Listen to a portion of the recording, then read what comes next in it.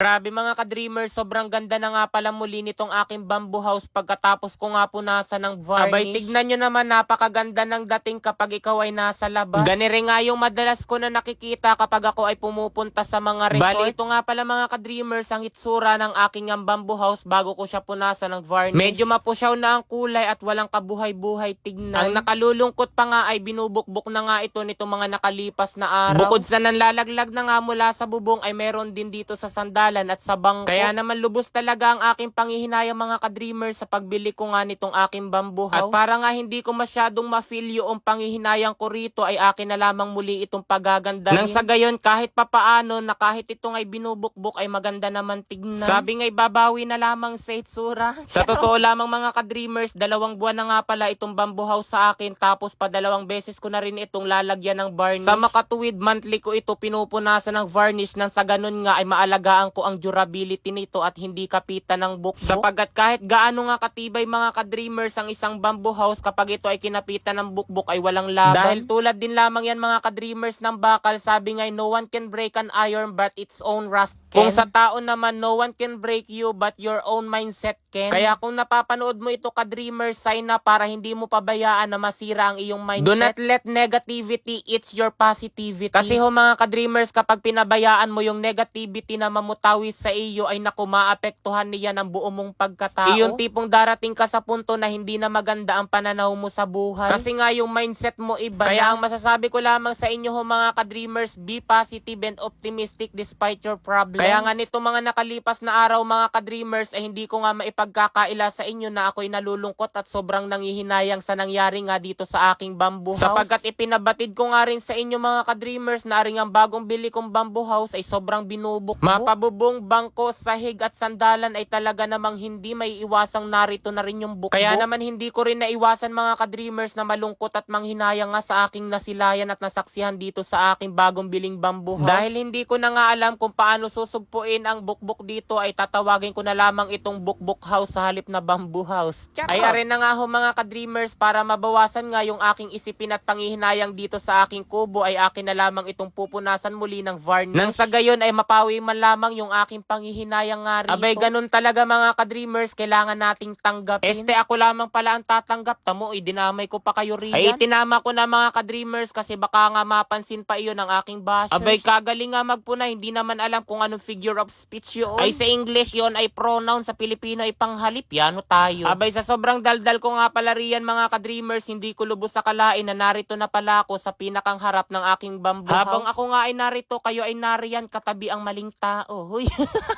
Kaya sa mga nanonood sa mga sandaling ito sa akin tapos may katabi kayo ngayon, naku, maghihiwalay din kayo. Joke lang. Sabi nga'y damay-damay na rin mga ka-dreamers para walang inggit. Sobrang hirap man din na ako na ngayong nahirapan din tapos kayo nanonood dyan ng may kasama. Ako nga wala. Ay hala, tapos na nga pala ako rito magpunas ng varnish. Ay tignan nyo naman ang hitsura ng aking bamboo house ngayon. Abay, kung ngayon mo nga lamang ito makikita, hindi mo akalain na binubukbok na pala ito. Kaya kung napanonood nyo ari mga ka-dreamers ay sign na para hindi kayo magbatay sa panlabas na dahil kung roon nga kayo magbabatay, naku, kayo rin na magsisisi sa bandang huli. Sapagkat batay nga sa aking experience mga ka-dreamers, what you see is not what you get. Ay hala, masyado nang humahaba, rinin na lang. Bye-bye.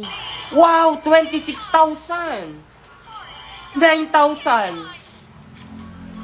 15,000! 83,100. O diba mga ka-dreamers, ganun lamang kadali kumita ng napakalaki rito kay PH MOBA. Kaya kung nais nyo rin kumita, nasa comment section lang ang link para mag-register at mag-deposit. Huwag kalimutan mag-take ng screenshot at ilagay yan sa comment section para ikaw ay manalo ng 500 pesos. Ipakikita ko sa inyo kung paano ako kumita ng malaki rito kay PH Mines. Ang madalas ko rito laruin mga ka-dreamers ay Super Ace. Ayan. Dito nga pala mga ka-dreamers, kay Super Ace, pwede kang mag-bet ng 0.50 centavos hanggang 1,000 pesos. Pindutin nyo lamang itong bet, tapos piliin nyo lamang diyan kung magkano ang inyong itataya. Kapag nakataya na kayo mga ka-dreamers, spin nyo lamang. Yan, ganyan. Ayan na, scatter. Ayan, 10 spins. Dito ako kumikita ng napakalaki. Play. 600 pesos. Wow, 15,600. 6,000. 3,600. 2,400. Wow, 26,000. 9,000. 15,000! Ayan mga ka-dreamers, ito ang aking napanaluhan. Sa pagtaya ko ngayon, 83,100. O, diba? Ganun lamang kadali manalo rito kay PH Mines. Kaya kung nais nyo rin kumita, nasa comment section lang ang link para mag-register at mag-deposit. Huwag kalimutan mag-take ng screenshot at ilagay iyan sa comment section para manalo rin kayo ng 500 pesos.